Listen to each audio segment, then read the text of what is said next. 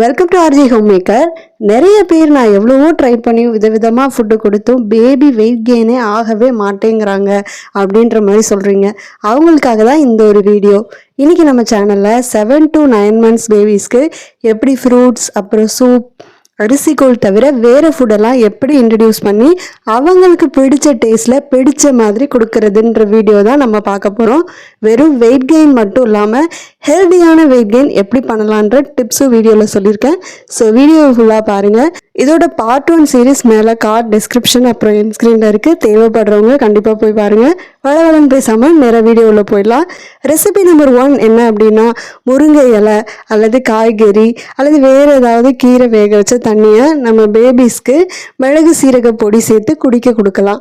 அந்த taste பிடிச்சிருச்சுன்னா daily குடிப்பாங்க. பருப்பு வேக வச்ச தண்ணியும் நம்ம டெய்லியுமே கொடுக்கலாம்.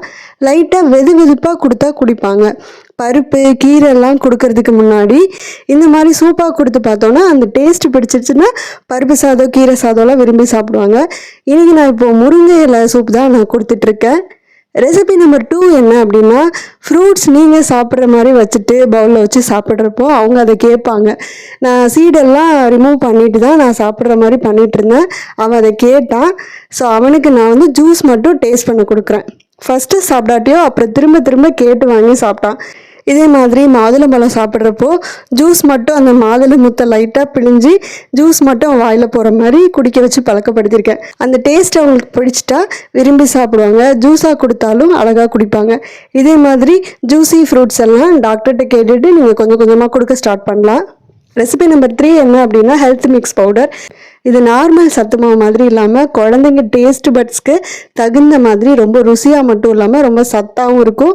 இந்த ரேஷியோவில் இந்த 15 பொருளை சேர்த்து திரிச்சு கொடுத்து பாருங்கள். எதுவுமே சாப்பிடாத குழந்தைங்க கூட இதை விரும்பி சாப்பிடுவாங்க. இப்போ இதுக்கு தேவையான பொருளெல்லாம் நான் சொல்லிடுறேன். டிஸ்கிரிப்ஷன்லேயும் டீட்டெயிலாக தந்திருக்கேன், பார்த்துக்கோங்க. ராகி 1/4 கிலோ, கம்பு 150 கிராம், கருப்பரிசி மட்டரிசி கேரளா அரிசி இதெல்லாமே தனித்தனியாக 100 கிராம் எடுத்துக்கோங்க. வேர்க்கடலை 150 கிராம், பாசிப்பயிறு பொட்டுக்கடலை 100 கிராம் தனித்தனியாக, அப்புறம் சம்பா கோதுமை, பார்லி, சோளம், ஜவ்வரிசி இது எல்லாமே 100 கிராம் தனித்தனியாக எடுத்துக்கோங்க. பாதாம் முந்திரி இது ரெண்டும் தனித்தனியாக 30 கிராம் மட்டும் எடுத்தால் போதும். அப்புறம் இந்த அளவுக்கு ஒரு 3 ஏலக்காய் போதும். நான் இது எல்லாமே இப்போ எடுத்துக்கிட்டேன். இதில் முக்கியமான விஷயம் என்னென்னா, இது எல்லாமே தனித்தனியாக தான் வறுத்து எடுக்கணும். நிறைய பேர் கேரளா அரிசி மட்டரிசி ரெண்டும் ஒன்று தானேன்னு கேட்பீங்க. கேரளா அரிசி வேறு, அது இந்த மாதிரி இருக்கும். நான் ஏன் தனித்தனியாக வறுத்து எடுக்கணும்னு சொல்கிறேன்னா, சிலது சீக்கிரம் வறுபட்டுரும், சிலது வறுக்க கொஞ்சம் டைம் எடுக்கும். அப்போ சீக்கிரம் வறுபடுற பொருளாக கருப்பாயிடும். அதனால் பொறுமையாக தனித்தனியாக வறுத்துக்கோங்க. ஃபஸ்ட்டு பாசிப்பயிறு வறுத்துக்கிறேன். அடுத்து ராகி வறுக்கிறேன்.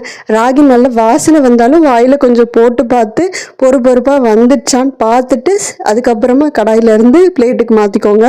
ராகி வறுபட்டுடுச்சுன்னா உடனே பிளேட்டுக்கு மாற்றிடுங்க, கடாயிலே இருந்தால் கருகிடும். இப்போ சிகப்பரிசி வறுக்கிறேன். இதுக்கப்புறம் கருப்பரிசி. எல்லாமே அரிசி எல்லாமே கடுப்பாக இல்லாமல் நல்லா வறுபட்டுருச்சான்னு பார்த்துட்டு பொறுப்பாக இருக்கிற அளவு வறுத்துட்டு எடுத்துக்கோங்க.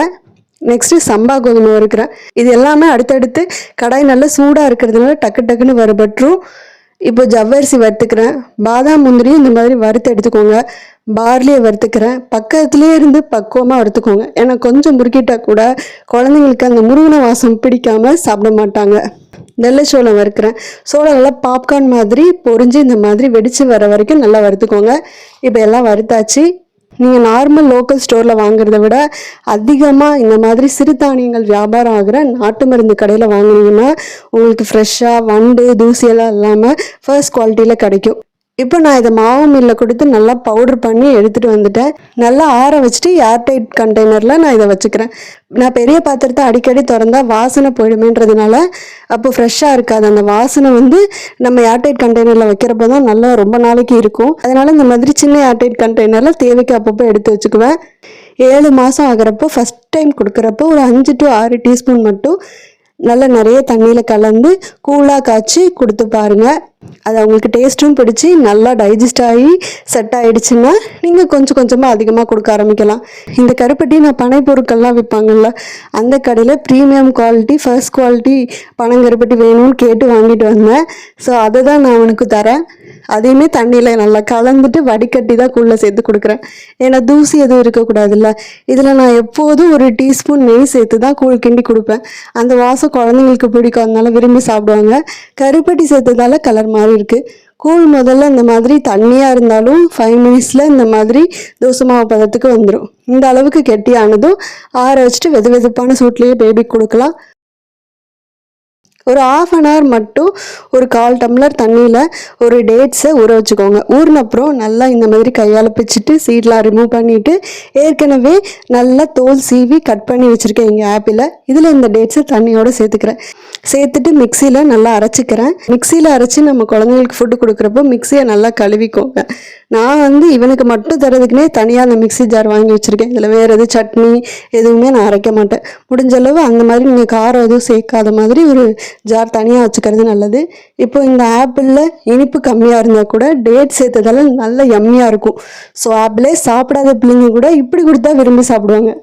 அதோட டேட்ஸில் இரும்பு சத்து கிடைக்கும், ஹீமோக்ளோபினும் குழந்தைங்களுக்கு இன்க்ரீஸ் ஆகும். இந்த மாதிரி ட்ரை பண்ணி பாருங்கள்.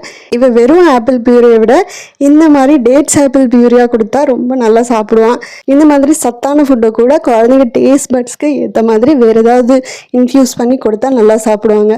ரெசிபி நம்பர் 4 என்ன அப்படின்னா, மாதுளை ஜூஸ் நான் இந்த மாதிரி கொஞ்சமாக இன்றைக்கி எடுத்து வச்சுருக்கேன் இவனுக்கு கொடுக்கறதுக்கு. நீங்கள் எந்த ஃப்ரூட் ஜூஸ் வேணால் எடுத்துக்கலாம். சுகர்லாம் சேர்க்காமல் ஃப்ரெஷ் ஜூஸ் மட்டும் கொடுத்து பாருங்கள். மாதுளை ஜூஸ் மாதிரி சாத்துக்குடி ஜூஸ் கூட நீங்கள் கொடுக்கலாம். ஒரே மாதிரி இல்லாமல் வேறு வேறு ஃபுட்டாக டெய்லி நீங்கள் மாற்றி மாற்றி கொடுக்குறப்போ அவங்க விரும்பி சாப்பிடுவாங்க. ரிப்பீட்டடாக ஒரே ஃபுட்டை கொடுக்குறப்ப தான் அவங்க நல்லா சாப்பிடாம வெயிட் குறைஞ்சிருவாங்க. ஸோ இந்த மாதிரி ஹெல்த்தியான ஃபுட்டை கூட நீங்கள் ஆல்டர்னேட்டிவாக மாற்றி ஒரு 4 days ஒன்ஸ் ஒரு ஃபுட்டு ரிப்பீட் ஆகாமல் கொடுக்குறப்போ கண்டிப்பாக அதை சாப்பிடுவாங்க. நல்ல வெயிட் கெயினும் ஆகும். இந்த வீடியோ உங்களுக்கு பிடிச்சிருந்தா ஒரு சின்ன லைக் கொடுத்து உங்கள் யூடியூப் லைப்ரரியில் ஆட் பண்ணிக்கோங்க. அப்போ இந்த வீடியோ நீங்கள் மறுபடியும் எப்போ பார்க்கறனாலும் உங்கள் யூடியூப் லைப்ரரியில் போயிட்டு லைக் தி வீடியோஸில் போய் ஈஸியாக பார்த்துக்கலாம். இந்த மாதிரி இன்னும் நிறைய பேபி கேர் டிப்ஸ் வீடியோஸ்க்காக ஆர்ஜி ஹோம் மேக்கர் சேனலுக்கு சப்ஸ்கிரைப் பண்ணிக்கோங்க. கூடவே பக்கத்தில் இருக்க பெல் ஐக்கானையும் கிளிக் பண்ணிக்கோங்க. அப்போ தான் நான் அடுத்தடுத்து போஸ்ட் பண்ணுற வீடியோஸ் உங்களுக்கு உடனுக்குடனே வந்து சேரும். தேங்க்யூ.